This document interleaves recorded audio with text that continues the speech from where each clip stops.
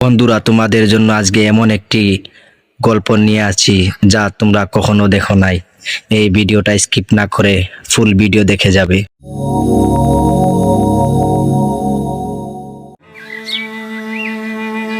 একটা ছোট গ্রামে রহিম নামে এক গরিব মানুষ থাকতো।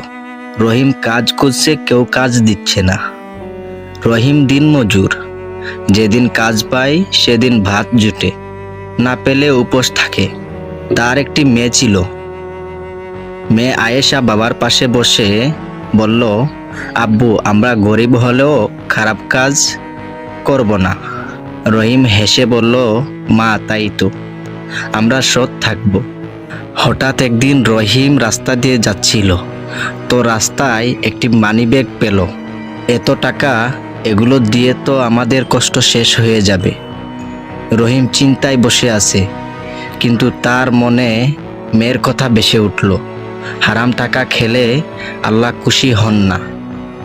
রহিম ঠিকানায় গিয়ে দরজায় কড়া নাড়ছে। রহিম স্যারকে গিয়ে বলল, স্যার, আপনার মানিব্যাগ পেয়েছি। স্যার বলল যে যেখানে পাইছো সেখানেই রেখে দিতে পারতা। রহিম বলল, না স্যার, আমি নিয়ে এসেছি। তো স্যার বলল, তোমার এই সততার কারণে তোমাকে আমি একটা চাকরি দিলাম। তো রহিম শেষ চাকরি পেয়ে গেল এবং আয়েশা রহিম তারা দুজনেই খুশি হয়ে গেল। মানুষের সততা থাকলে একদিন না একদিন মানুষ সফলতা পায়।